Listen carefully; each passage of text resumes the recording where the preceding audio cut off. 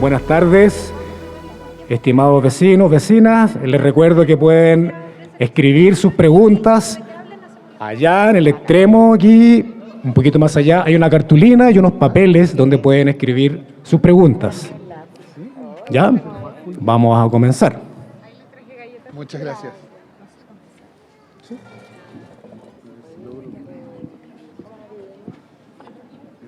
Bueno,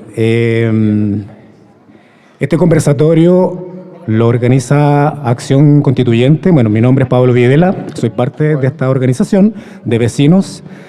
Nosotros nos formamos durante la campaña presidencial de Gabriel Boric y luego desde esa sinergia colectiva que se formó decidimos seguir trabajando en la participación ciudadana, apañando las luchas sociales y por supuesto en la nueva Constitución. Así que bueno, les voy a dejar aquí a la compañera Sol, que se presente ella misma. Hola, buenas tardes. Yo soy Sol Arriagada, soy periodista y apoyo a Acción Constituyente. Vamos a empezar este conversatorio. Los invito a todos, a quienes tengan Instagram, que puedan compartir historias o contenido con @accionconstituyente_4.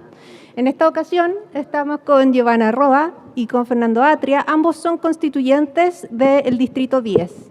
Nos van a hablar una cantidad de tiempo. Como dijo Pablo, tenemos allá habilitados unos post-it para que puedan dejar sus preguntas. Así que escuchemos con atención a los constituyentes. Fernando y Giovanna, la idea es que quizás puedan contarnos en 10 minutitos cada uno lo que han hecho en la Constitución. Ahí Es poco el tiempo. va a partir Fernando. Nos pusimos de acuerdo. Claro, eso lo tomo a mal, porque eso es todo lo que ustedes han estado haciendo cabe en 10 minutos. No, pero en la buena. Supongo yo que parte de lo que ha estado pasando en la convención ha sido visto por ustedes, o sea que no es algo de que uno tenga que hablar desde cero.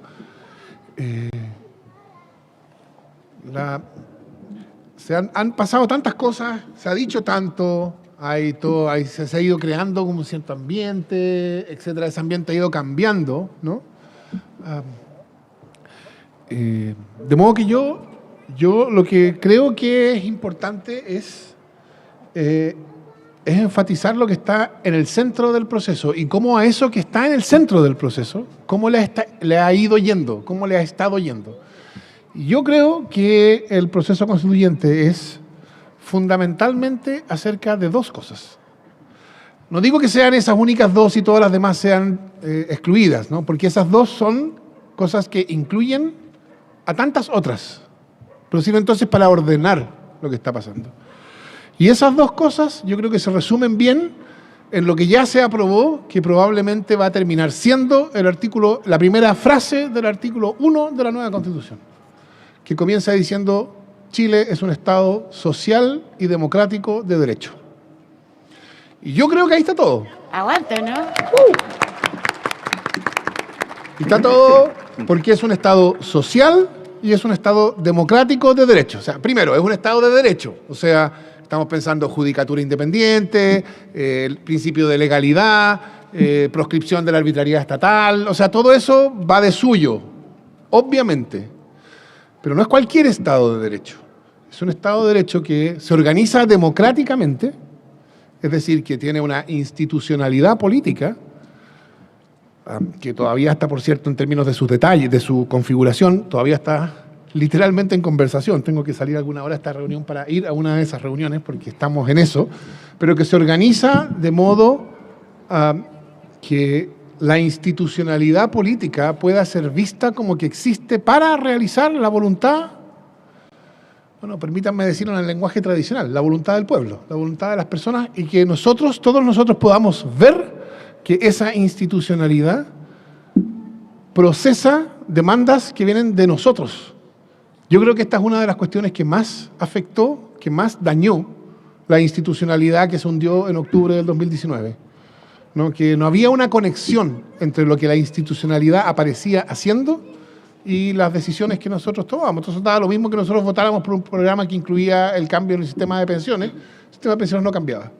Bueno, la configuración política de la nueva Constitución es una que está caminando en esa dirección, de ser una institucionalidad que no sea vista como ajena a las demandas populares que surgen del pueblo. Y por eso es un Estado de Derecho que es democrático.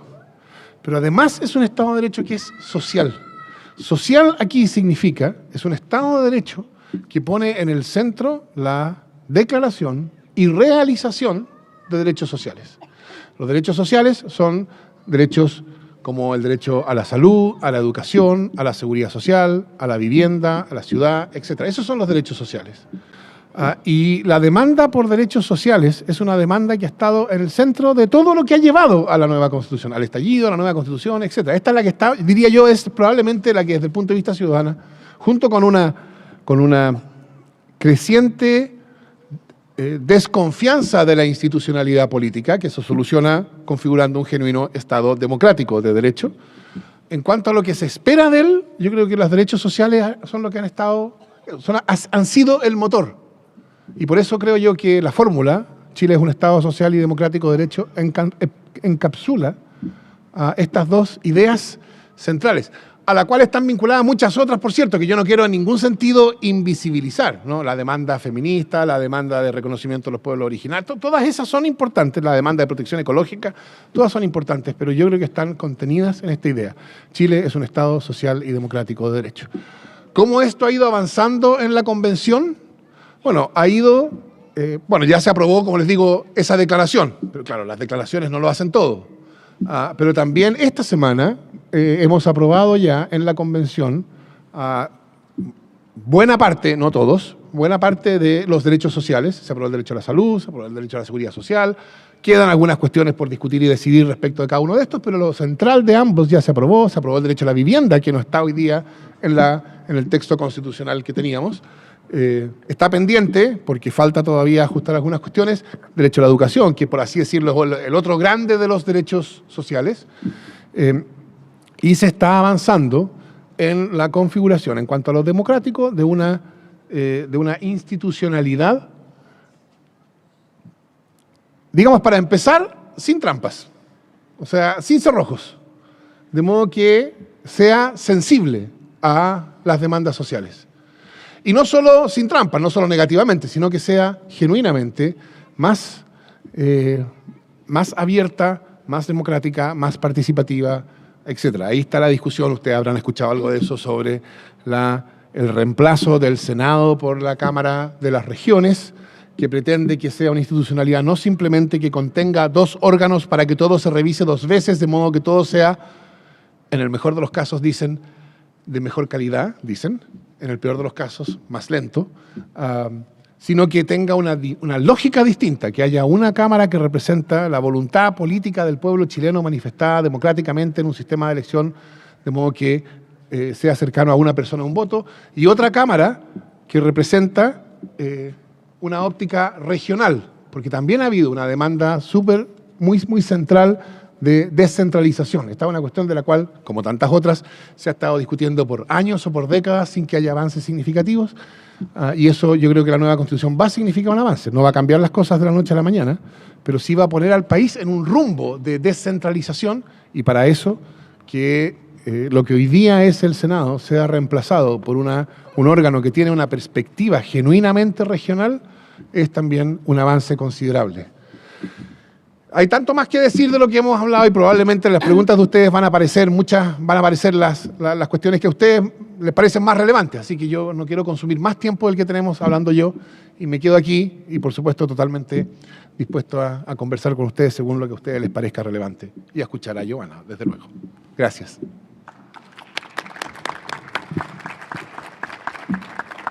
¿Soy yo? Se supone. Sí. ¿Y me escucho? ¿Sí? ¿Más o menos? Ya, bacán. Bueno, primero hay que siempre partir agradeciendo la invitación, no solo a Acción Constituyente, a Pablo, a la Sol, a todos y todas quienes lo hicieron posible, a quienes están allá poniendo el café, la agüita, para que podamos estar más cómodos y más contentos conversando, sino que a todos ustedes ya está empezando a hacer frío, sábado salir de la casa hasta ahora, así que les agradecemos mucho haber venido y la invitación. Y estaba pensando cuando llegué para acá que hace mucho rato que no salíamos del territorio. Y ha sido,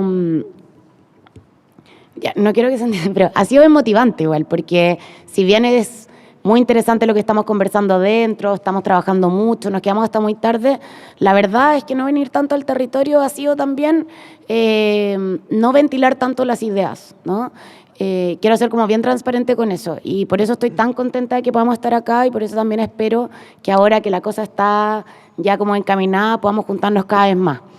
Yo pensaba que ustedes las preguntas probablemente van a ir a los temas que les interesan, entonces a lo mejor si quieren, si les parece, pensaba hacer como un contexto más de cómo funciona la cosa y qué es lo que viene, como para que estemos todos como en el mismo plano. Entonces, bueno, ustedes saben, y si no lo saben lo podemos hablar en profundidad con las preguntas, nos instalamos en comisiones, ¿cierto? Son 7 comisiones y las comisiones empezamos a emanar informes. ¿Y qué fue lo que pasó? Dijimos, cada comisión va a trabajar en 2 tiempos, por lo tanto va a ser 2 informes. En el fondo la cantidad de temas que tenían se dividieron en 2. Cada uno de los informes vino al pleno, la comisión trabajó, etcétera, vino al pleno y en el pleno lo votamos en general y en particular. Y creo que, por ejemplo, para entender qué pasó en medio ambiente es importante entender cómo esta línea de tiempo, ¿no? Entonces, llega el informe en general y uno lo vota y si está votado a favor, que es el paquete completo del informe, pasamos a votar en particular. ¿Qué significa votar en particular? Votar cada uno de los artículos. Incluso a veces uno puede pedir votación separada y se vota cada uno de los incisos, o sea, de las frases que tiene. Y ahí, cuando votamos en particular, lo que pasa es que los que tienen 103 para arriba ya quedan en el borrador de la nueva Constitución. Todo eso ustedes lo pueden ver en chileconvención.cl para que ya empiecen a leer qué está quedando y podamos conversar también, no con la fake news, sino con lo que está quedando de verdad.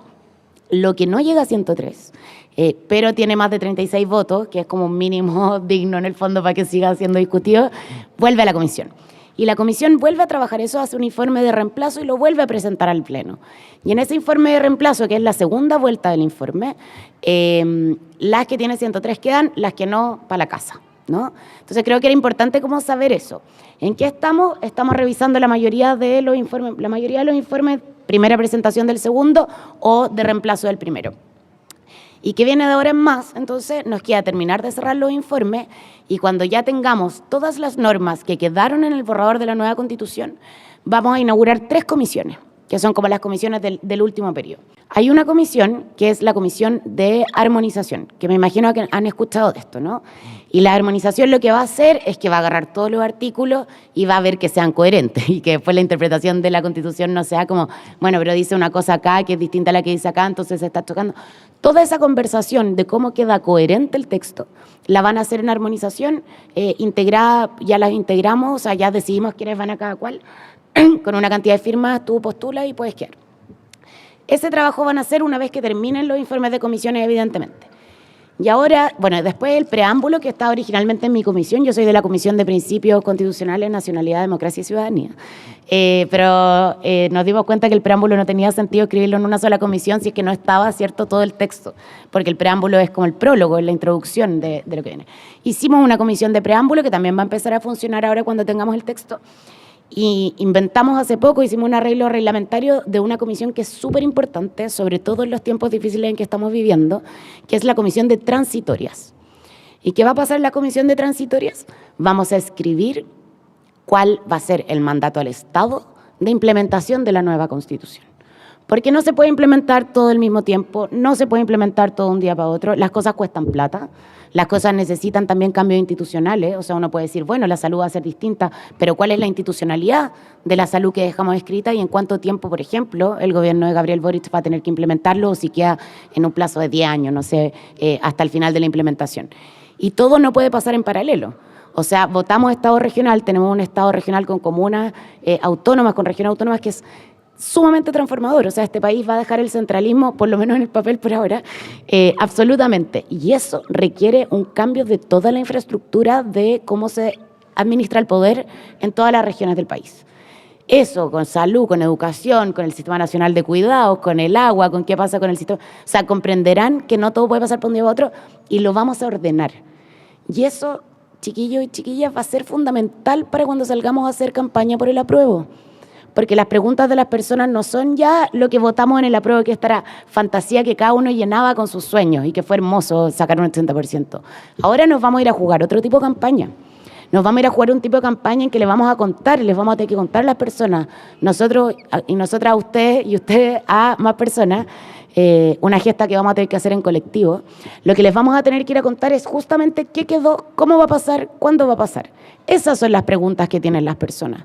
Sobre todo en tiempos tan difíciles como los que estamos viviendo. Yo creo que yo por lo menos siento muy fuerte el ambiente que hay en el país. Estamos con una crisis económica terrible, pero las personas de verdad lo están pasando mal. Y la respuesta de la nueva Constitución es una respuesta de mediano a largo plazo. Y es raro ir a decirle a alguien que lo está pasando mal, oye, espérate 10 años y esto va a quedar tiquitaca. O sea, como que cuesta sostenerlo, ¿cierto? Y lo mismo pasa con el gobierno del presidente Boric. Ha pasado un mes y obviamente no se hace nada un mes, pero yo entiendo la pulsión de las personas de decir, bueno, ¿y cuándo va a cambiar? ¿Cuándo va a cambiar esto? Entonces les quería contar que eso va a ser, y el 4 de julio hay otros y otras que no nos vamos a ir a ni una comisión, ese es mi caso, y que nos vamos a ir al territorio. Y vamos a estar a disposición de todos ustedes y de todas ustedes para todo lo que necesiten, que podamos ir a hacer feria, a contar, a hacer cabildo, tomar once, cosas como de verdad que todo lo que quieran. Fernando, por ejemplo, se va a ir a armonización. Me quedo sin once. Se va a quedar sin tomar once, pero los fines de semana lo vamos a traer obligado, así que también podemos hacer once los fines de semana. Y en eso estamos, y vamos a entregar el 4 de julio el borrador de la nueva Constitución al presidente, y ahí, el 4 de septiembre va a ser el plebiscito de salida. Entonces, tenemos 4 de julio, vamos a estar todo julio en campaña, todo agosto, y el 4 de septiembre va a ser. Solo tenemos 2 meses para contar qué está pasando. Y ahí nosotros hacemos la autocrítica de la falta de herramientas comunicacionales que tenemos. O sea, yo hablo con mis compañeros de casa y no saben qué está pasando, y me tienen a mí ahí como alegando todos los días en la noche qué está pasando. Es una caja negra y lo sabemos. Y por lo mismo necesitamos empezar a hacer más espacios como esto, pero necesitamos también que esa caja se vaya ordenando. Y yo espero que armonización, las transitorias y el preámbulo permitan hacer un trabajo más sistematizado, ¿se entiende, no? Y que podamos ir diciendo lo que de verdad que hoy, no la fake news, que podemos hablar de eso en profundidad, pero ustedes saben que la tramitación que les acabo de decir supone que hay muchísimas normas que ingresan a la comisión y que se aprueban o no se aprueban, y después hay muchísimas normas que pasan al Pleno. Pero no son todas que quedan en la Constitución. Y de hecho, si ven los artículos que han quedado, es una Constitución totalmente parecida en términos de sensatez a lo suficientemente transformadora como exigimos en la calle durante la revuelta social, pero lo suficientemente sensata para dar seguridad a Chile de que vamos a ir avanzando hacia un mejor futuro sin que la inestabilidad nos gane. Y eso necesitamos transmitirlo entre todos y todas. Así que, perdón que me haya puesto tan latera como cómo es el proceso, pero creo que era importante para que partiéramos la conversación. Buena, gracias. Muchas gracias a los dos. Voy a partir las preguntas con una que tiene que ver sobre las fake news, ya que la Yovi nos habló sobre eso. Nos dejan acá la pregunta que dice, la parte comunicacional, ¿por qué ha sido tan precaria? ¿Cómo podemos saber o entender este proceso más allá de estas instancias? Cualquiera de los... más de uno, ¿no? ¿Quieren más de una a la vez? Es que si no, vamos a decir Sobre la misma, la otra es respecto, bueno, anda como el tema de esta palabra expropiación, ¿no? Como ahí por todos lados. Entonces, si nos pueden aclarar un poco eso, ¿qué es tan real, no es real el tema de la expropiación respecto a los ahorros, ¿no? La previsión social, eso nos pueden desmitificar ese tema.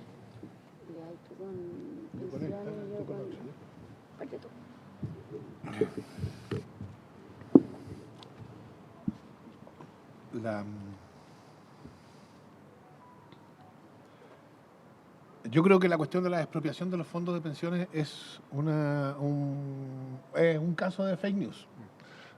O sea, un caso de una cuestión que se ha ido creando porque se busca crear un ambiente en contra de la nueva Constitución. Pero lo voy a explicar como yo lo entiendo, de la manera más clara que yo pueda.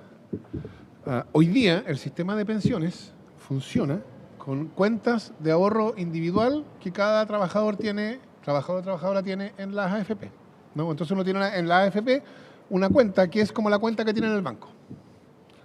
Esto tiene, por así decirlo, para decirlo súper en simple, algo que uno podría pensar que es, entre comillas, bueno, que es la plata de uno, y una cosa y algo entre comillas malo, que es que la pensión que uno tenga al final va a depender de cuánta plata haya ahorrado. El que ha ahorrado, el que recibe poca remuneración y entonces tiene pocos ahorros, entonces tiene una pensión baja. No es así como funcionan los sistemas de seguridad social en el mundo en general. Los sistemas de seguridad social suelen ser más mixtos, por lo menos, y si no más solidarios en general.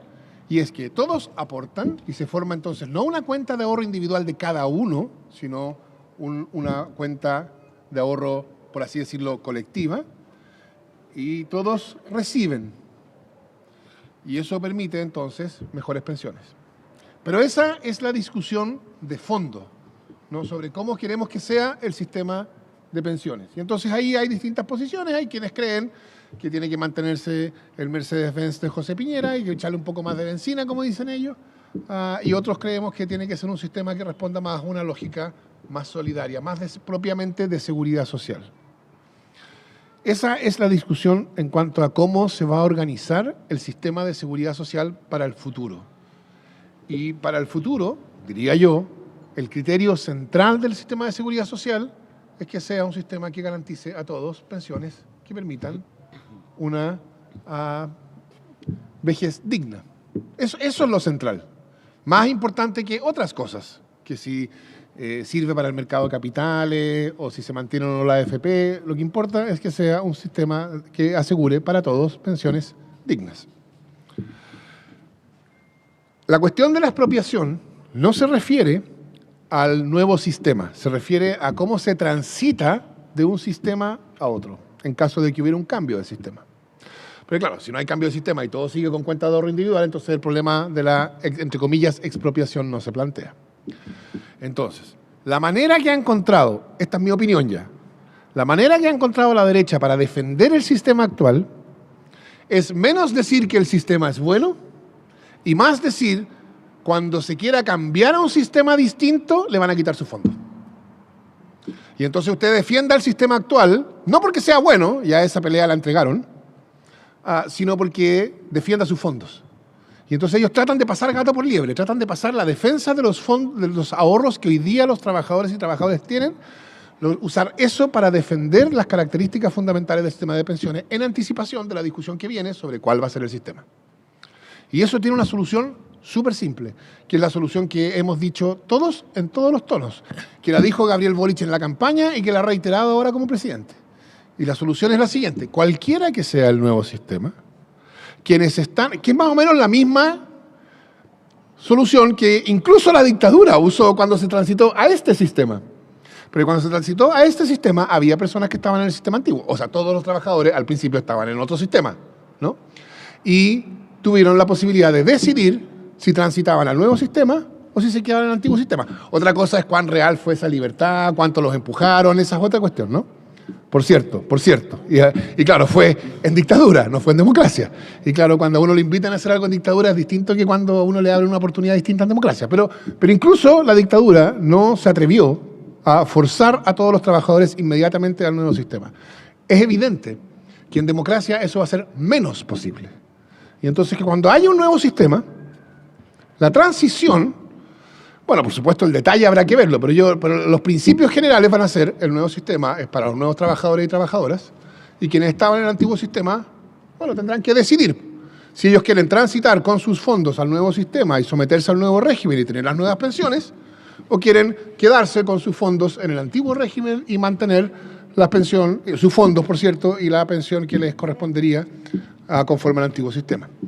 Pensar que el tránsito al nuevo sistema va a requerir la expropiación, o sea, tomar todas esas cuentas de ahorro individuales y pasarla a un fondo público, creo yo que es campaña del terror. No hay más. Y entonces pretender que la Constitución asegure que no van a ser expropiados, bueno, la verdad es que en mi opinión, y esta es mi opinión, únicamente mi opinión, de hecho no convencí a mucha más gente, yo creo que había que aprobar esa indicación y decirle, bueno, ya ustedes quieren que la Constitución lo diga, ya que lo diga, si, no importa que lo diga o no lo diga, entonces ya, para matar el punto que lo diga. Pero por otro lado también el aceptar esta prepotencia de la derecha en poner estos temas de este modo y por lo tanto El hecho de que no haya una declaración de una regla que diga que son inexpropiables los fondos de pensiones no cambia nada. Sigue siendo igual que como yo les he contado. Tampoco hay ninguna regla que dice que son inexpropiables las casas habitación, que son inexpropiables los vehículos, que son inexpropiables los teléfonos celulares. Sería absurdo tener una regla para cada cosa que no se puede expropiar. Hay una regla general que protege a las personas sobre la expropiación, que es una regla parecida a la que tienen todas las constituciones del mundo. Y esa regla se aplica a todo, incluso a esto. Pero en todo caso, la idea de que transitar al nuevo sistema supone expropiación es una idea que yo creo que es enteramente falsa. Gracias. Nos dividimos las preguntas con Fernando, pero a propósito voy a tratar como de ligarlo. Nosotros, como bien transparentemente, nosotros y nosotras lo que estamos haciendo ahora es como legislar, ¿cierto? Como escribir, aceptar, no sé qué, ir acomodando las normas en un delgado equilibrio que es muy difícil, que es, por un lado, lo que corresponde que esté, ¿sí? Lo que debiese estar, lo que técnicamente, como dice Fernando, no tienes por qué escribir que no estén, que no son expropiables tus fondos de pensiones, una tontera en términos como estrictamente técnicos de la estructura, pero también con cómo escribimos una nueva constitución o le entregamos un borrador a Chile que resista un plebiscito de salida, ¿no? Que resista el sentido común de las personas. Y ahí nosotros y nosotras nos tenemos que hacer cargo también de las sensibilidades que están instaladas. O sea, yo creo que cuando la convención, varias cosas hace mal, pero cuando la convención más mal lo hace, es cuando con altanería, todos y todas con altanería, nos enfrentamos a los problemas o las disyuntivas como obviando o menospreciando ese sentir popular, ¿no? Y lo que tenemos que hacer es justamente incorporarlo y ir tomando decisiones, y ahí la derecha ha ido moviendo el cerco, ¿no? Y esos son triunfos, pero creo que lo sabíamos desde antes. O sea, cuando hablábamos en los cabildos, cuando ya íbamos a hacer la convención constitucional, sabíamos que la derecha iba a ir a defender sus intereses económicos. Siempre lo supimos. Entonces, esto no es sorpresa. Hay una negligencia, sí, en que nosotros no hayamos podido antes instalar los temas, sabiendo que esto iba a pasar. Nosotros sabíamos que, porque esto es de manual, lo hizo Trump, lo hizo Bolsonaro, o sea, no es una cuestión que hoy que creativa es la derecha en Chile. Esto es de manual absolutamente. Entonces, nosotros sabíamos que ellos lo que iban a hacer es iban a poner una oferta de fake news, muchas, de hecho la han hecho, o sea, partieron y ven cuál pica y cuál no. Y esta tocó una sensibilidad en las personas. Y por eso ha sido, yo creo, como tan bullada, independiente de que no hay ni un artículo que diga expropiación. O sea, que al final es una presión que nos están haciendo a nosotros, por decir nosotros como la parte progresista, para mover el cerco y tener una constitución en otros términos, o para tener, que esto yo creo que es lo que al final pasa, para tener más instrumentos para el rechazo. Entonces después, oye, va a llegar, no sé, pues Marcela Cubillo. No, la Constanza Juve, yo creo. Iba a decir que Marcela Cubillo no pesca mucho, la verdad. Va a llegar Constanza Juve a decir, miren, yo presenté esta indicación y me la rechazaron. Bueno, y ahí, claro, pues, ¿cómo se queda uno con ese argumento? ¿Pero por qué la rechazaron si no es tan loca? Y ahí uno va a decir, bueno, no, porque no tenía tanto sentido que estuviera. Y ese juego es el que vamos a tener que administrar en conjunto todas y todos. Y por eso es tan importante la comunicación. Y ante la pregunta de la comunicación, hemos fallado, pues, y hemos fallado mal. ¿Cómo se arregla? De muchas maneras. Vamos a tener que ir a parchar esta falta de comunicación. Si me preguntan a mí, en términos súper concretos, tuvimos que levantar una convención constitucional y escribir un texto en un año. Es una locura. Deberían haber sido mínimo 2. Ahora, ¿resistía el país en el momento del acuerdo por la nueva constitución que les dijeran, no, está ardiendo Chile, pero va a tener que esperar 2 años? No resistía. Está bien, es lo que nos tocó. Teníamos que hacerlo en un año. Y tomamos el desafío, ¿no? Pero eso hace que tengamos menos tiempo, por ejemplo, para estar en el territorio. Al principio pensábamos que iba a estar una vez al mes, una semana entera. Obviamente lo tuvimos que dejar porque no nos da el tiempo para tramitar. Tramitamos sábado y domingo también. Y no había infraestructura, pues, porque ustedes saben, está el Poder Constituido, que tiene su estructura, que tiene equipos y que tiene, no sé, pues, financiamiento y programas de no sé qué la cuestión. Y está el Poder Constituyente, que es un poder que tuvimos que armar desde cero, con un gobierno que su más grande boicot, y le resultó perfecto, fue entregar nada. Tenían plata, entregar nada. Y ese fue el mejor boicot, porque construir de cero, por supuesto que no es de un día para otro. Recién ahora la convención tiene un equipo de comunicaciones que es como diligente, todavía no han podido desplegar toda la estrategia, pero cuando quedan 3 meses. Entonces, para atrás sí ha estado muy mal. No hay una estructura formal desde la convención y están los medios de comunicación, pues. Y eso no lo podemos obviar, y esto no es victimizarse, pero las portadas que ha tenido la segunda, el último mes, son una vergüenza. O sea, yo nunca pensé que podrían llegar a tanto. A lo mejor soy muy joven, yo sé que antes para atrás llegaron a tanto y más, ¿no? Pero de verdad que ha sido súper impresionante, como no solo es la mentira, sino que es burdo, ¿no? Son temas muy banales los que ponen sobre la mesa, no sé. Es muy impresionante la tele, o sea, cuando todos los domingos, cuando está, no sé, Estado Nacional o Mesa Central, hay 2 representantes de derecha, Fuad Chahín, básicamente, y un representante de algo medianamente parecido a la izquierda, con suerte, que es un socialista, un Frente Amplio. Y todo el resto está absolutamente invisibilizado, absolutamente invisibilizado. Entonces también tenemos 0 espacio de visibilidad. Y después, ¿qué queda? Las redes sociales de nosotros y nosotras, pero la gran mayoría de los convencionales no nos conoce nadie. O sea, sí, hay 10 que tendrán hartos seguidores y que podrán pedir que lo inviten a la tele, pero el resto somos la señora al lado, ¿cachai? Entonces creo que hay un problema comunicacional, lo hemos hecho muy mal comunicacionalmente, han habido malas condiciones, y de ahora en más yo, y esto es mi opinión personal, pero creo que la única solución va a ser una mezcla entre el territorio y la autogestión, ¿no? Que es lo que hicimos para la prueba de entrada, que es lo que hicimos, me imagino que la gran mayoría de los que estamos acá para que Gabriel Boric fuera presidente. No va a haber infraestructura. O sea, como lo digo al tiro, no va a haber infraestructura. Nosotros nos vamos a quedar haciendo campaña, pero no vamos a tener sueldos esos meses, ¿cachai? O sea, la convención se acaba, uno entrega el papel y saludos para la casa. Entonces, y no hay una oficialidad que lleve la prueba, ¿no? No como ellos, que si tienen una oficialidad hay mucha plata metida en el rechazo. Entonces, si me preguntan por comunicaciones, estamos mal. La solución, que la empujemos entre todos y todas. Y ahí volver a ponernos a disposición Fernando, yo y el resto de los convencionales en estar lo más posible con ustedes, contestando dudas para que sean ustedes quienes tengan herramientas comunicacionales para hablar en el chat de los apoderados, para hablar en el asado del fin de semana con la tía que encuentra que se está cayendo todo a pedazos, y no ser altaneros, ¿cachai? No negar que las personas tienen miedo. El miedo ya está instalado y nosotros tenemos que ir a empatizar con eso, a decir la verdad y a invitar a la gente a confiar que el futuro puede ser un poquito mejor, o harto mejor, espero yo. Muchas gracias. La siguiente pregunta tiene que ver con las Fuerzas Armadas. Ustedes verán cuál de las dos lo contesta, pero tiene 2 ámbitos. Primero tiene que ver con que las Fuerzas Armadas, si acaso las Fuerzas Armadas ya no van a poder apoyar en casos de desastre. Y la otra es si van a dejar de haber escuelas de oficiales y de suboficiales teniendo un escalafón único.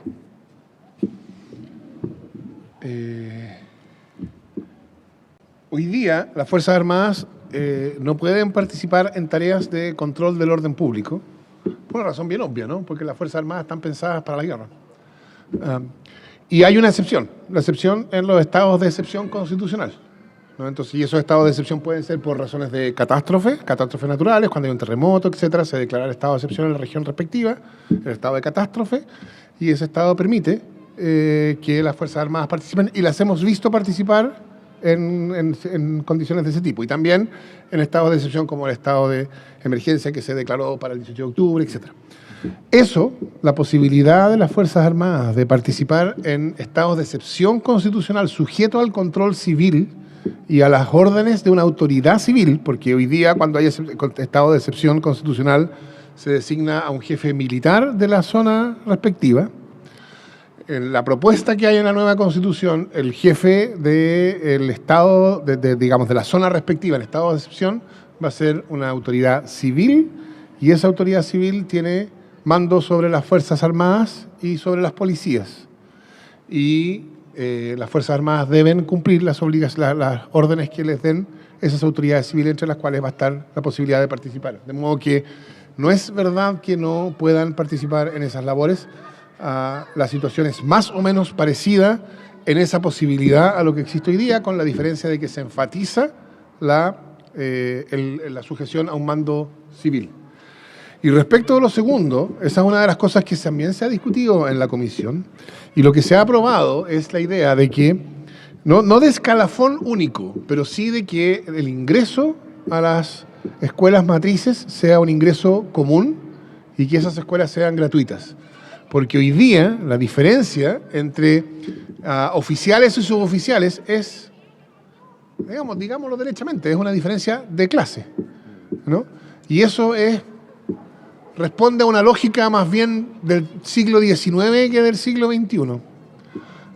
Entonces seguirá habiendo escuelas matrices, pero esas escuelas van a ser gratuitas y van a tener un sistema de ingreso común, ¿no? De modo tal de que pueda haber una diferenciación razonable en la educación militar, pero que esa diferenciación razonable no corresponda a razones de clase, sino más bien corresponda a vocación, capacidades, etc.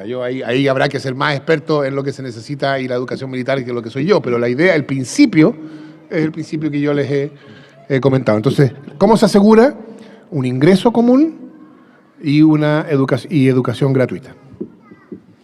Gracias. Voy a decir algo, ¿puedo decir algo muy corto? Sí, muy corto eso. Bueno, esto se tramitó en la comisión de Fernando, así que Fernando sabe mucho más cuáles fueron los nudos, pero en términos como del discurso en general, esto como de la refundación de Carabineros, yo creo que es bien importante. Lo que estamos escribiendo se escribe en una hoja en blanco. Para que Carabineros quedara tal cual como está, habría que escribirlos de nuevo tal como están, ¿no? ¿Se entiende? Entonces, que se mantenga o no Carabineros no tiene que ver con que da lo mismo lo que yo opine, no tiene que ver con que se escriba Carabineros se va a disolver, eso quiero decir. Tiene que ver con cómo ponemos las reglas de escribir el tipo de fuerzas de orden que queremos en el futuro. Y el tránsito hacia la implementación de esos criterios y de esos principios de fuerza de orden van a ser los que generen cambios en la Fuerza Armada y también en la Policía Civil, ¿no? Eso solo quería aclarar que cuando dicen así como van a eliminar Carabineros, nadie va a escribir vamos a eliminar Carabineros, pero va a tener que tener cambios que a lo mejor, que probablemente van a derivar en un tipo de institución distinta, no radicalmente distinta, porque hay ciertos márgenes que están bien, pero una institución distinta, que se gane nuevamente la confianza de la ciudadanía, porque de garantía, por ejemplo, de compromiso restricto con los derechos humanos, que nos hagan volver a confiar, como en algún momento este país confió en Carabineros, ¿no? Eso. ¿Una observación respecto a esa? Sí. Me va a desmentir. Más o menos. No la voy a desmentir, pero sí quiero decir una cosa. Una de las cosas que la nueva Constitución va a tratar de hacer, va a buscar hacer, es precisamente que no se produzca esta conexión entre Fuerzas Armadas y policías. Eso es propio de la Constitución del 80, que son Fuerzas Armadas y de orden, ¿no? Y que son todo como un paquete, y que nosotros estamos acostumbrados a pensar que son 4 ramas: el Ejército, la Marina, la Fuerza Aérea y Carabineros de Chile, ¿no? No, Carabineros no pertenece en ese grupo. Hay Fuerzas Armadas que existen para defender la soberanía nacional de ataques externos, o sea que en cuya lógica está la preparación, que por supuesto todos esperamos que no ocurra, pero la preparación para la guerra, para enfrentar a un enemigo en defensa de la patria. Esa es la lógica de las Fuerzas Armadas. Y la policía, dicho genéricamente, que no se preparan para defender a la patria de enemigos, se preparan para mantener el orden público, para realizar el derecho, para enfrentar ciudadanos, no enemigos.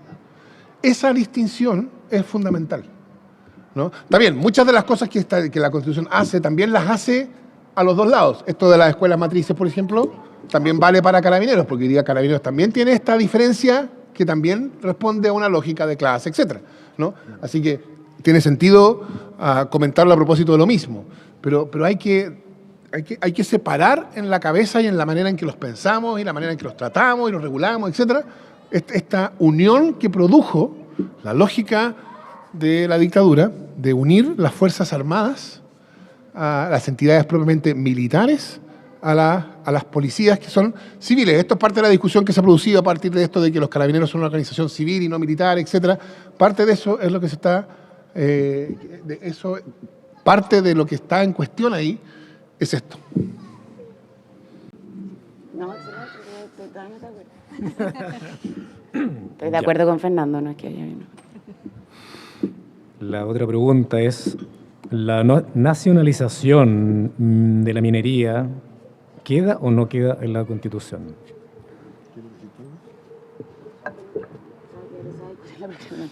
Esa es una norma que entró a comisión y perdió en la comisión, ¿ya? Por lo tanto, es una, así como tal, como nacionalización del cobre. Entonces, es una norma que no debiese, o sea, que no iba a llegar al Pleno, porque se cayó en la comisión. Pero, en el Pleno, uno puede revivir normas que se perdieron en la comisión. La derecha le encanta eso. O sea, cada vez que tiene una votación, la derecha revive 50 indicaciones. Y estamos votando hasta las 3 de la mañana. Fernando ha tomado una decisión de que las de V no las vota nomás. Como que mira la teclera y dice, no, ahora voy a votar, no voy a prestar para esto. Y esa indicación entonces, para reponer una indicación en el Pleno, ¿son 35 o 36? 38. 38, ya. Son 38 firmas, que es mucho. O sea, tener 38 firmas para poner en el Pleno un tema de nuevo es bastante. A la derecha le alcanza porque justo son como esa cantidad, ¿no? Un poquito más. Y esta semana sí hay compañeros y compañeras que estuvieron buscando para reponerla en el Pleno, por lo tanto la próxima semana sí la vamos a votar en Pleno. Pero no venía en el informe, que es como para que entiendan, no venía en el informe de la comisión, no está dentro del sistema de modelo económico y recursos naturales que entregó la comisión, sino que va a ser una en particular, ya que va a estar aparte. Si me preguntan a mí, no va a pasar. O sea, en verdad les digo al tiro, no hay ni una posibilidad de que cuente con los 103 votos. Y como si recuerdan, va a volver, cuando vuelven después, si no tiene 103 se cae, se va a caer. Así que la respuesta, si bien es simple, es que esa indicación no tiene futuro en el Pleno, así que no va a quedar.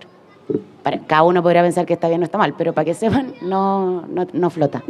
Yo quiero agregar a eso, a propósito de si está bien o está mal, que claro, uno podría pensar que la manera de financiar un Estado social de derechos es mediante la nacionalización, pero la nacionalización no necesariamente es la solución hoy día. Y la Constitución no debería hacerlo, en mi opinión, directamente, ¿no? Sino dejar esas posibilidades abiertas. Yo creo que lo importante, más que nacionalizar o no, es, y yo lo pondría así, y lo decía así en la campaña, quizá alguno aquí me escuchó en esa época, porque no he cambiado en esto mi posición, es la nueva Constitución debe permitir la recuperación del contenido económico de esas riquezas naturales que son de todos.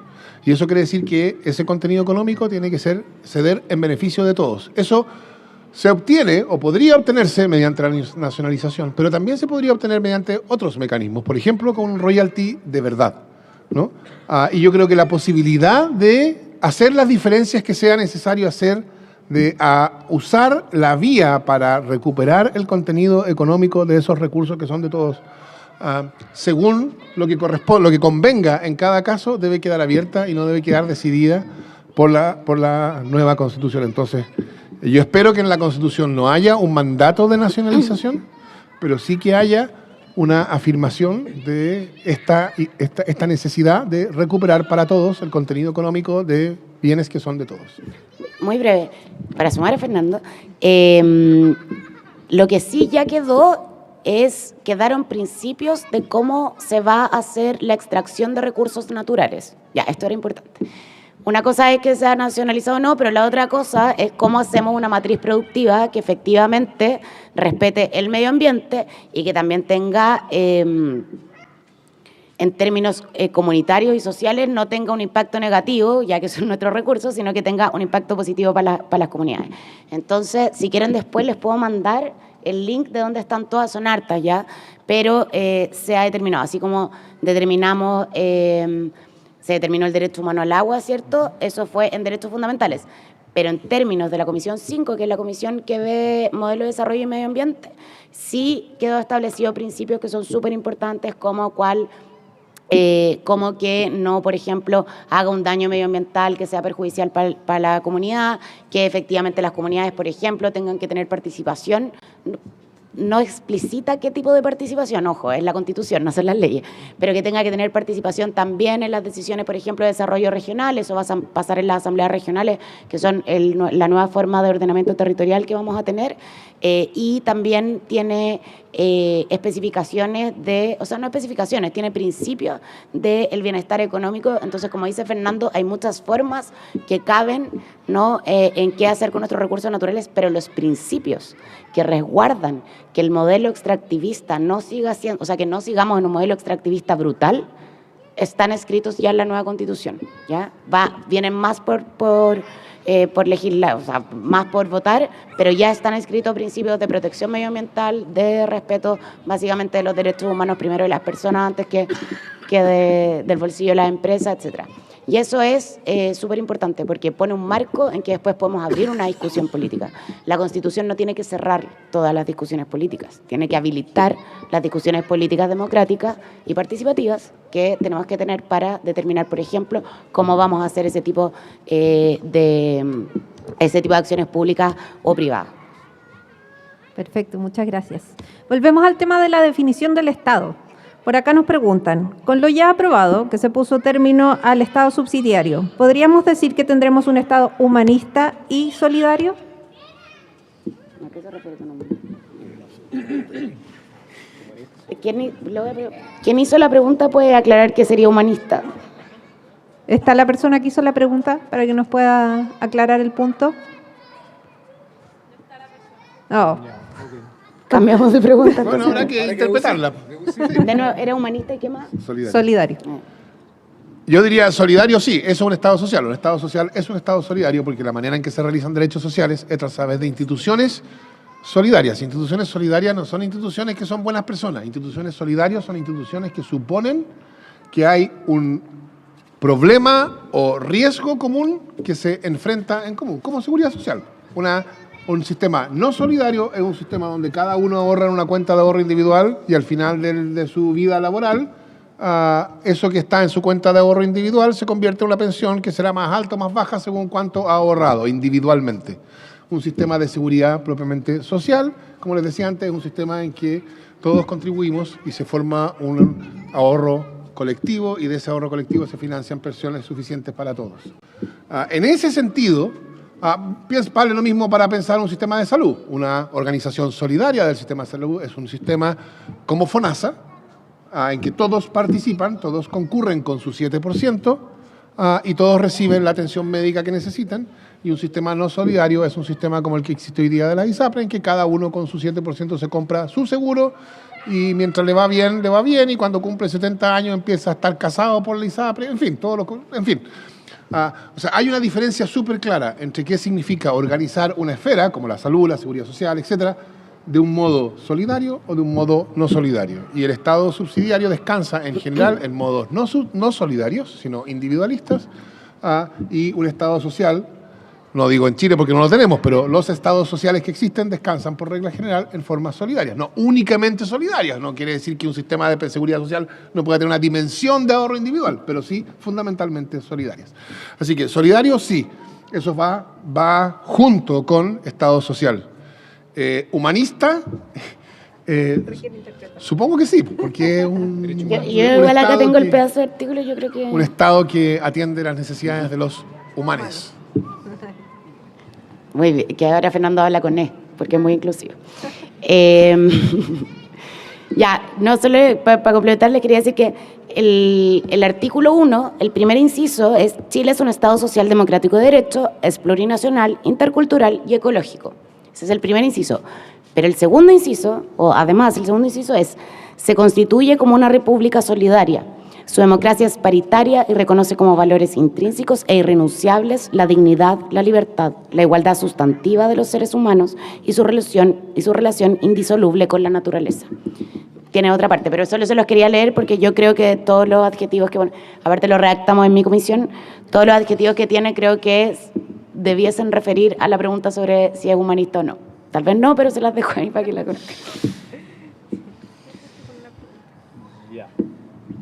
Voy con otra pregunta entonces. Chuta, aquí hay una pregunta que dice, a ver, ¿la exconcertación PS vota por los cambios? Juntemos dos, ¿no? Porque igual es como acotar.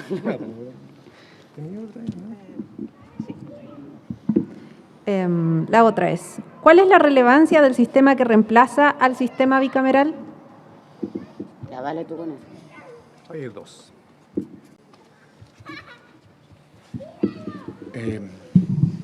Lo que tenemos hoy día es un sistema bicameral, o sea, de dos cámaras, que se caracteriza porque esas dos cámaras responden más o menos al mismo principio de representación, o sea, se eligen de modo más o menos igual y tienen más o menos las mismas facultades. Todo proyecto de ley tiene que ser revisada por la Cámara de Diputados y por el Senado, tiene que ser aprobada por ambas cámaras, si no es aprobada por ambas cámaras no hay ley, etc. ¿Qué quiere decir que y respondan más o menos al mismo principio de representación? Que en ambos casos hay un principio que pretende ser proporcional. Esto no era así originalmente en el caso del Senado. Originalmente, en el plan original de la Constitución de 1980, el Senado respondía a un principio de representación regional, en que cada región elegía 2 senadores. Y entonces eran 13 regiones, en esa época eran 26 senadores. Y a eso se le sumaban, por cierto, en el plan original, los como 7 u 8 senadores designados. Pero bueno, ignoremos esa parte por ahora. Pero la lógica era, el Senado iba a ser un órgano de representación fundamentalmente regional, y por eso todas las regiones iban a tener la misma representación en el Senado. Eso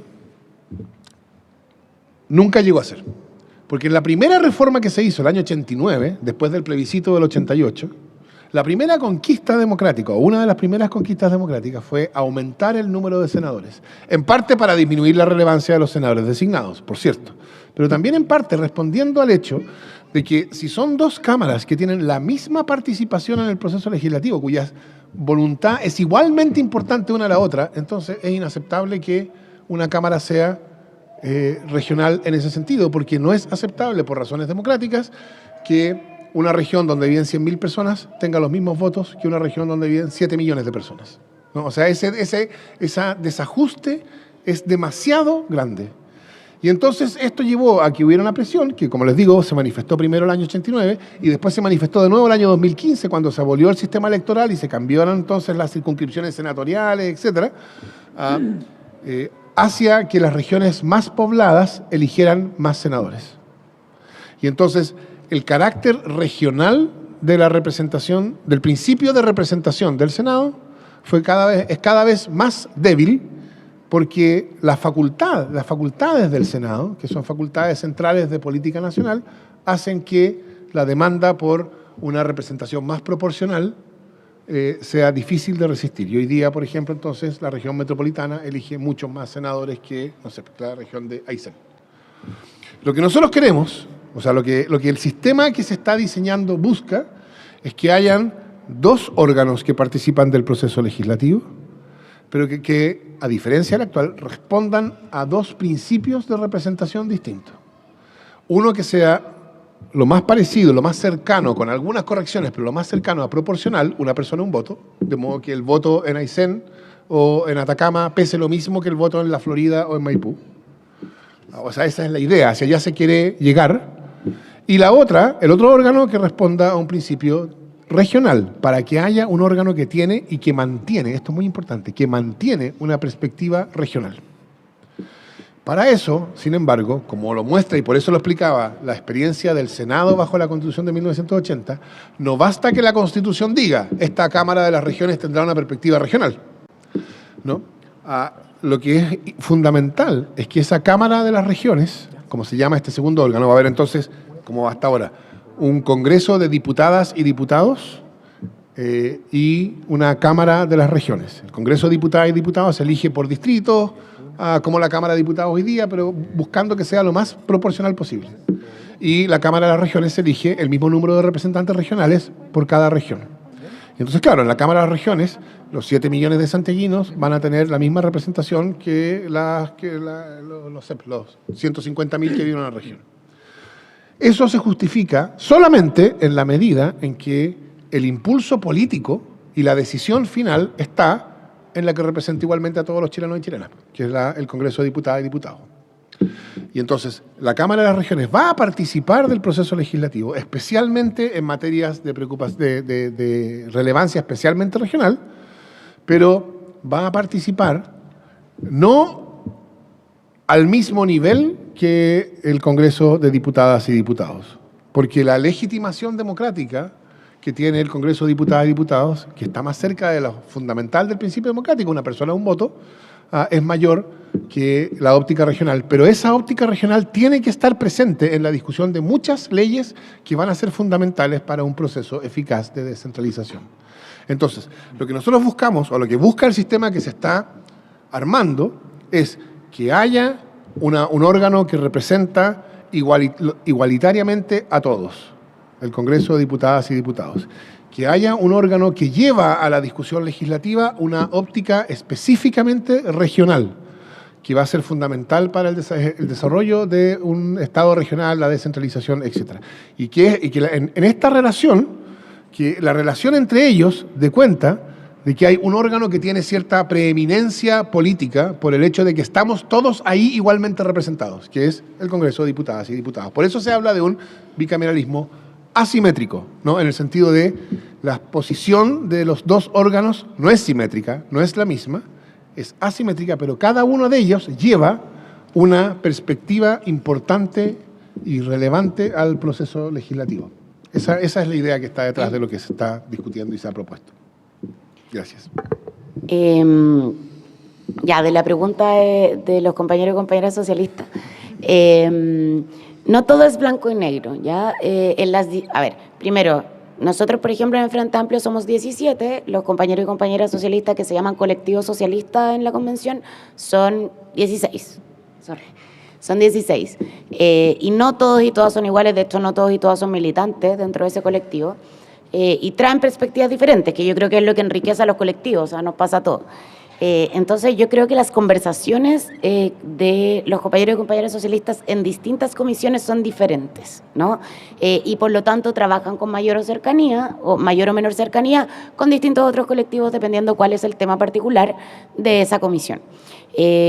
Por ejemplo, yo creo que en el final del día sí estamos en la misma línea y de hecho estamos trabajando juntos y juntas por el gobierno del presidente Boric. O sea, hay un proyecto transformador común, existe. Otra cosa es que tengamos algunas diferencias en cómo eso queda plasmado en la nueva Constitución, y yo creo que el mejor ejemplo es que en la comisión de Fernando, que es la de sistema político, por ejemplo, habían estado conversando un acuerdo y después, válidamente, permeados por la discusión pública, ¿no? Una manera muy elegante de decirlo. Soy elegante, sí, yo sé que soy elegante. Permeados por la discusión pública, entonces, volvieron a repensar ese acuerdo en otros términos, con otras condiciones y con otra perspectiva de cómo tenía que ser. Estoy hablando de lo que pasó específicamente con el bicameralismo, el Senado, etc. Y en eso estamos, y hay veces que estamos de acuerdo y hay veces que estamos en desacuerdo, y creo que eso es parte como también del diálogo democrático, pero sí es súper distinto dependiendo de cada comisión, y además en el Pleno no son un colectivo que particularmente vote en bloque. O sea, muy poca, o sea, no sé, la Malucha Pinto vota bien distinto que Ricardo Montero, por poner un ejemplo, ¿no? Entonces, como que diría que sí están con las transformaciones, yo creo en la herencia socialista, obviamente, pero hay algunos temas en que no nos hemos desencontrado, efectivamente. Disculpa, Giovanna, pero ¿había un acuerdo ahí o no? ¿O nunca hubo un acuerdo? Fernando estuvo en esa mesa, así que Fernando le da. A ver,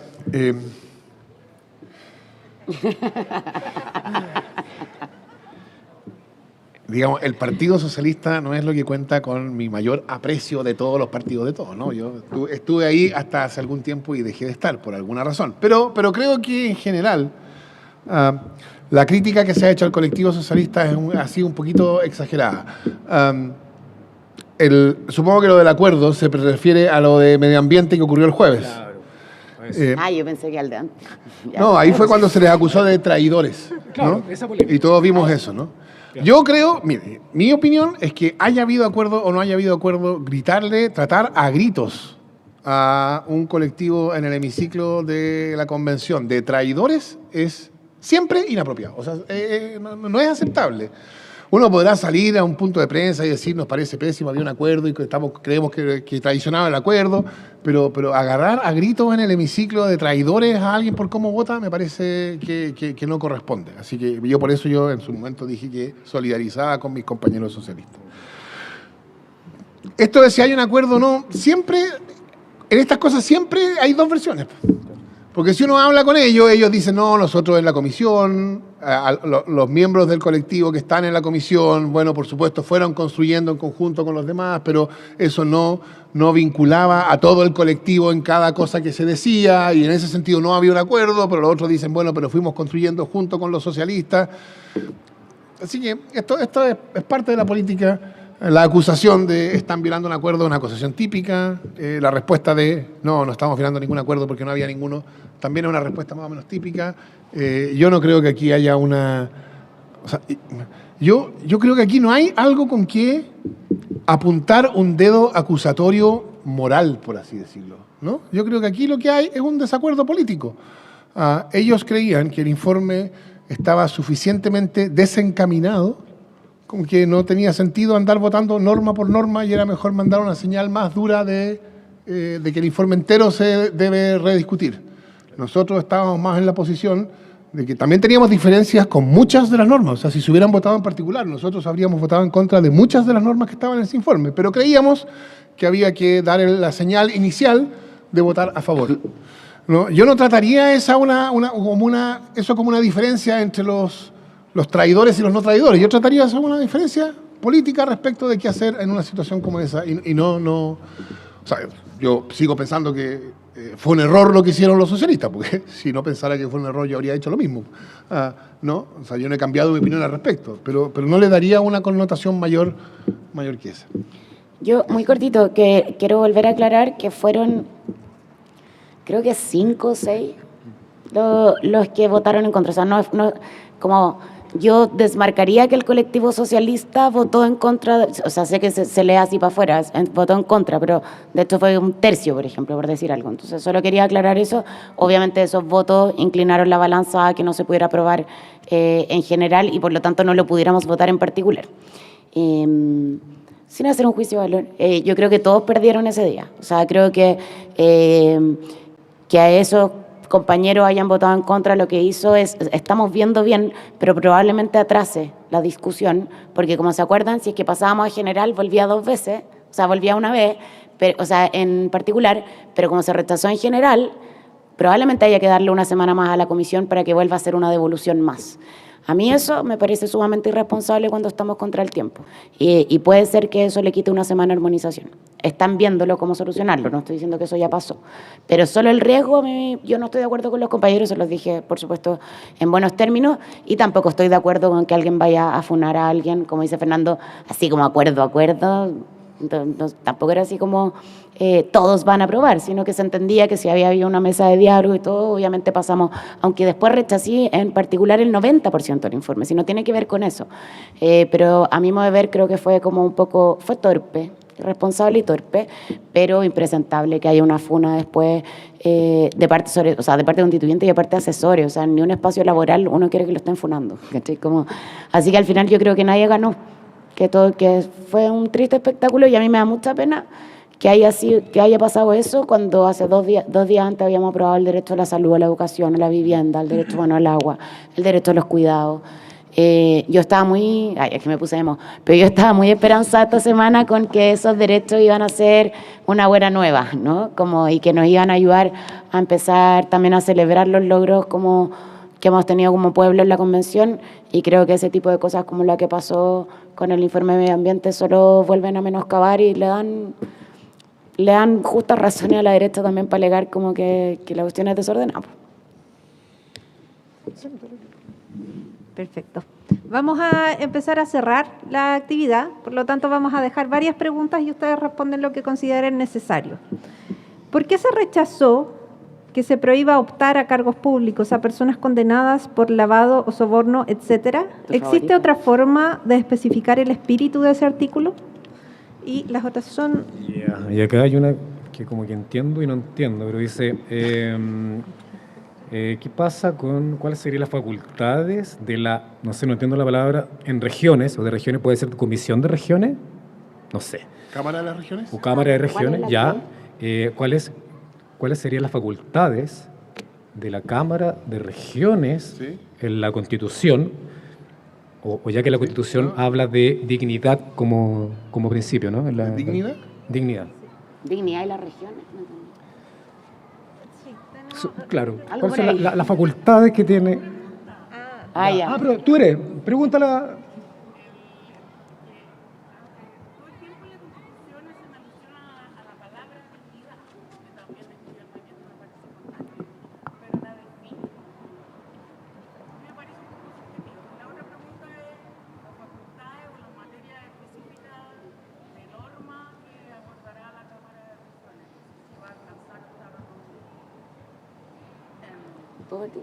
Ahí está. Ya, y esta es la última, ¿no? Esta no te... Ya. No, voy a un poquito de cada uno. Picoteo. Ya, primero es la de cargos públicos. Nosotros ayer estábamos sentados con Fernando para esa norma y hablamos mucho sobre el tema, así que encuentro bacán que haya salido. Fernando va a explicar después de sus razones. Yo aprobé, más yo sí creo que es una norma que es compleja. ¿Por qué?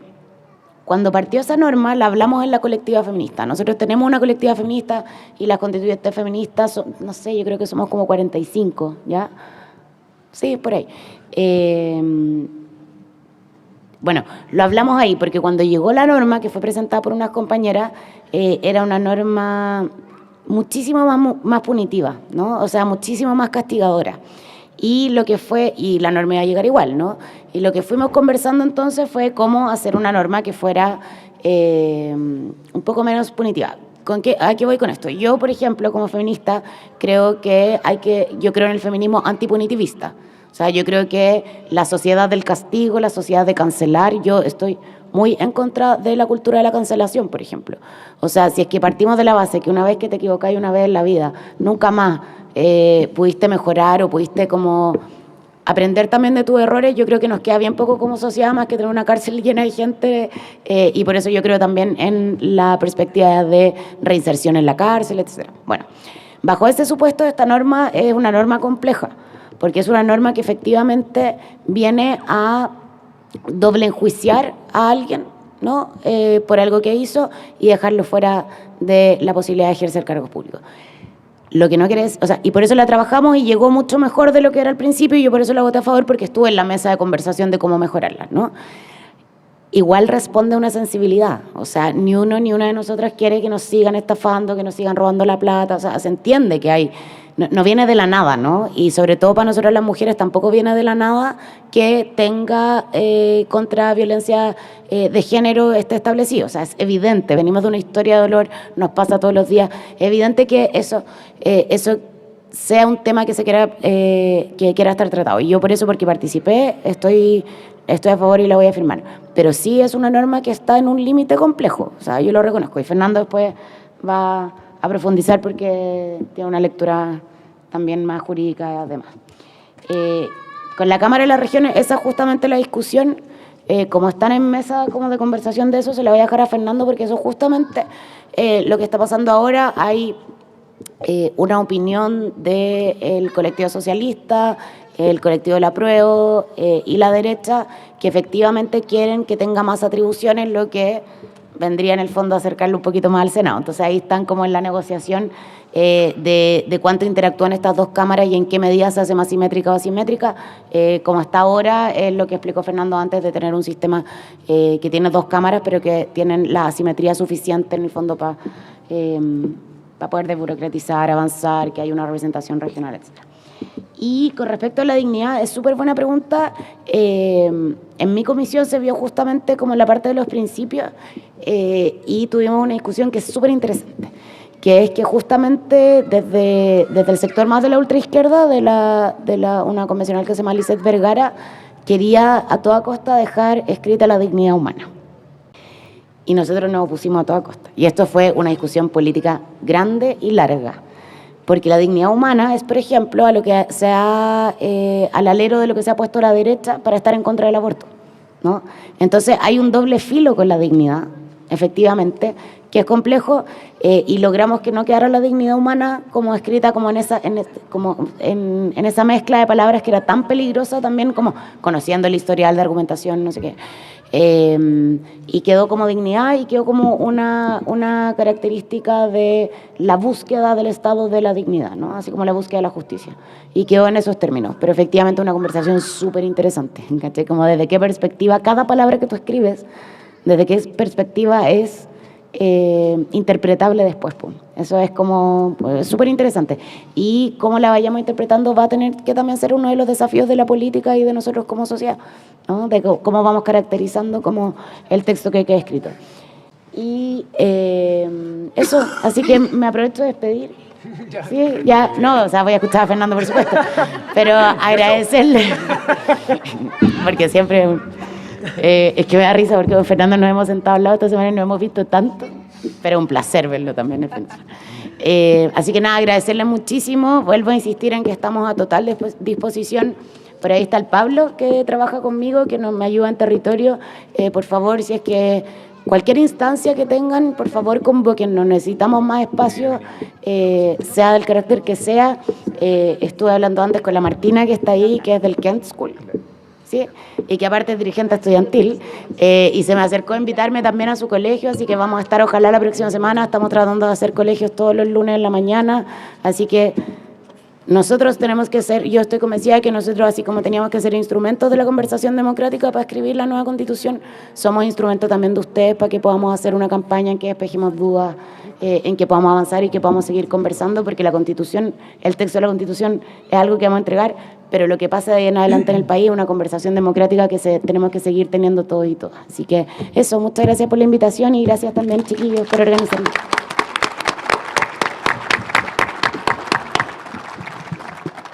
Bueno, el gusto de estar sentado al lado de Giovanna Roa es recíproco, por cierto. Voy a terminar con lo de la prohibición de la inhabilidad que se rechazó.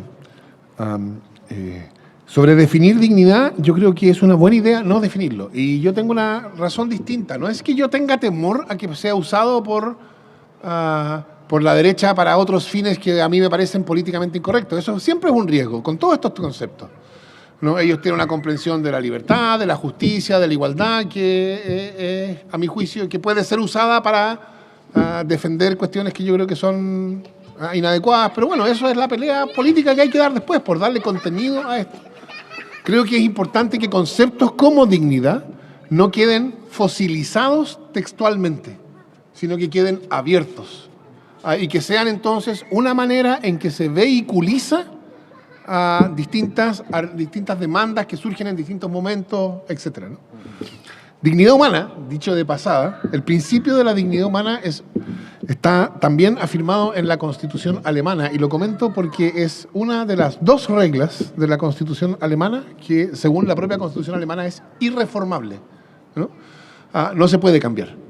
Eso lo hicieron después, ustedes comprenderán, la Constitución alemana es del 49, después de, bueno, ya sabemos lo que pasó en Alemania entre 30 y 45, y entonces son tres en realidad: principio democrático, distribución, organización federal del Estado y dignidad humana, pero dicho así, sin mayor especificación de qué es. Y por supuesto, libros enteros se pueden escribir sobre eso. Son características irreformables. O sea, la única manera de cambiarlo en la Constitución alemana es simplemente echando abajo la Constitución completa. Y yo creo que la dignidad humana, el principio de dignidad cumple una función en la nueva Constitución, aunque no va a ser probablemente irreformable formalmente, cumple una función similar. Y yo creo que es bueno que quede como sin que su contenido pretenda quedar especificado en el texto, sino que quede abierto. Respecto de la Cámara Regional, la Cámara, como está hoy día, todo esto está sujeto, de hecho no está ni siquiera aprobado, ¿no? Hay un acuerdo, que ese acuerdo no se aprobó en el Pleno, que estamos conversando porque hay que volver con él una vez más.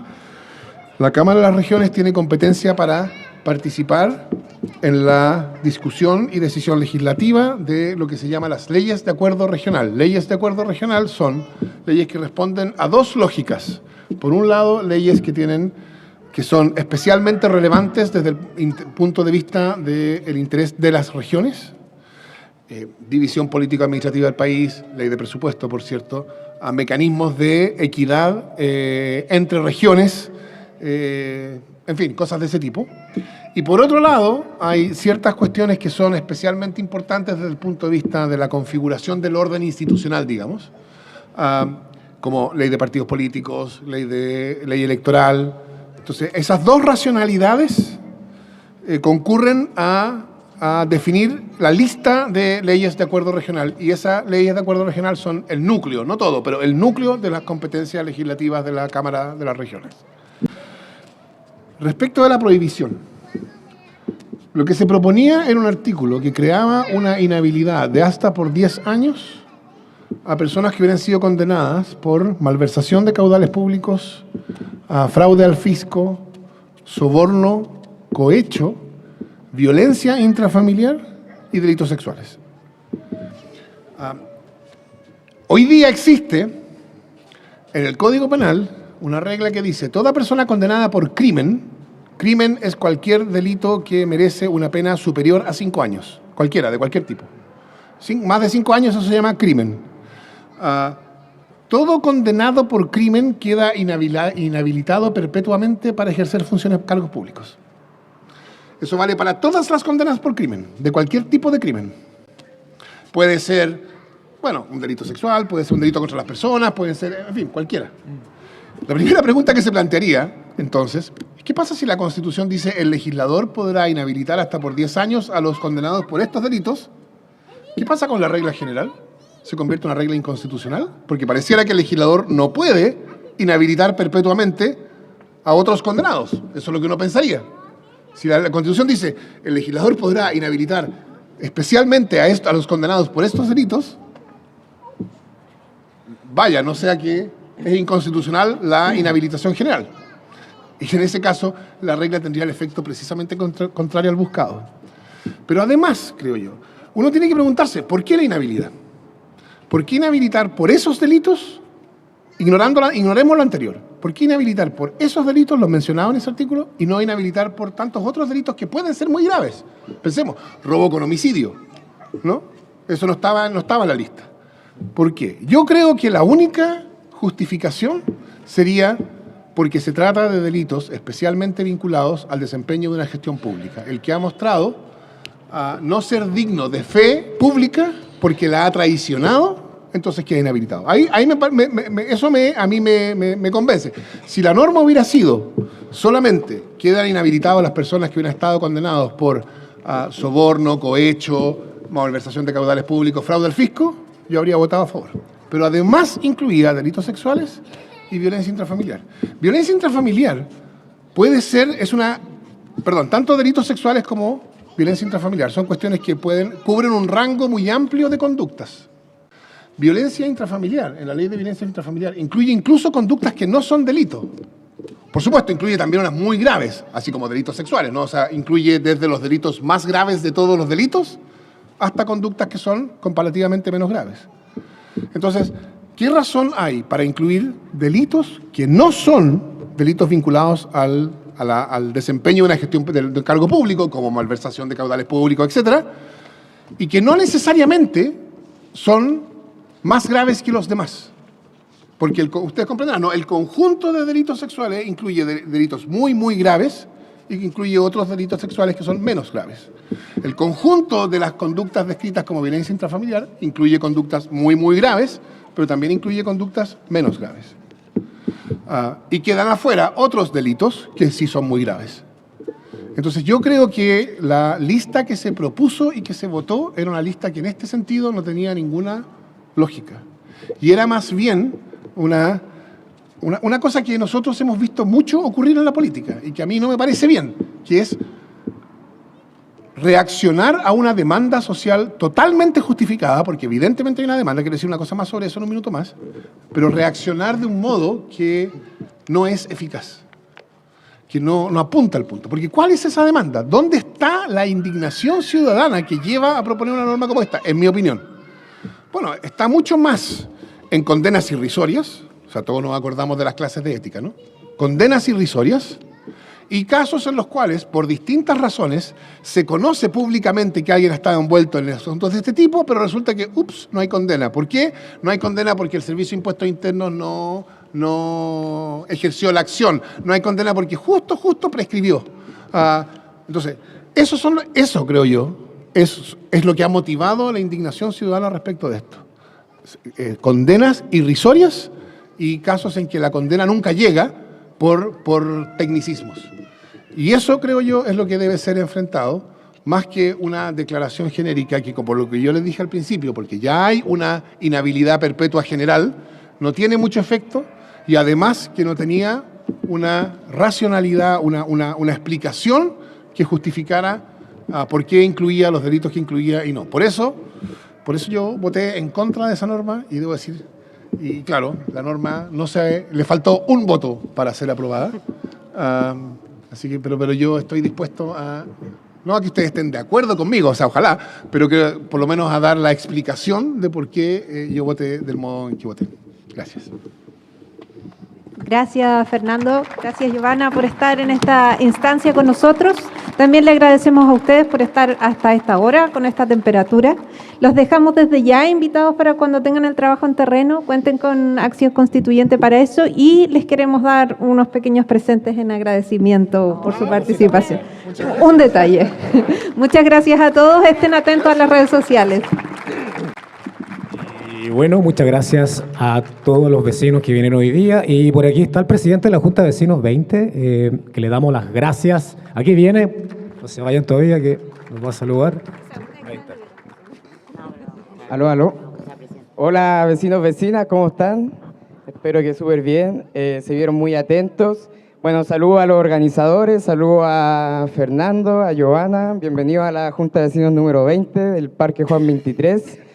Querer agradecerles también por tocar un punto importante que es lo del Estado subsidiario, que por fin ya no va a existir. Yo estudié Administración Pública, por lo tanto me dediqué a estudiar sobre el Estado y mucha que hace falta de que no nos aten la mano, de que el Estado no esté atado de manos, de que el Estado no pueda llegar solamente donde el mercado no llega, que eso es un problema fundamental, y que ahora en base a nuestra propia organización vecina, a nuestro propio empoderamiento sobre el Estado, podamos ir averiguando las maravillas que se pueden hacer cuando no hay que licitar todo, cuando el Estado puede volver a hacer cosas de calidad, cuando vuelve a tener el financiamiento que debería, exacto. Así que también estamos muy felices. Los de mi carrera van a tener más pegas, ¿sí? Pero les digo que de verdad es un cambio muy fundamental. Así que los dejo invitados a seguir pidiéndonos el espacio. Aquí tenemos las puertas abiertas. Este espacio es un logro de los vecinos, de las vecinas. El parque también lo estamos mejorando. Así que eso, gracias por su participación y bienvenidos a la Junta de Vecinos número 20. Y recuerden que a fines de mayo tenemos otro conversatorio, al parecer va a ser en el Polideportivo, viene Marucha Pinto, Maradit y quizá el Nacho Achurra también. Va a ser un evento cultural. Muchas gracias.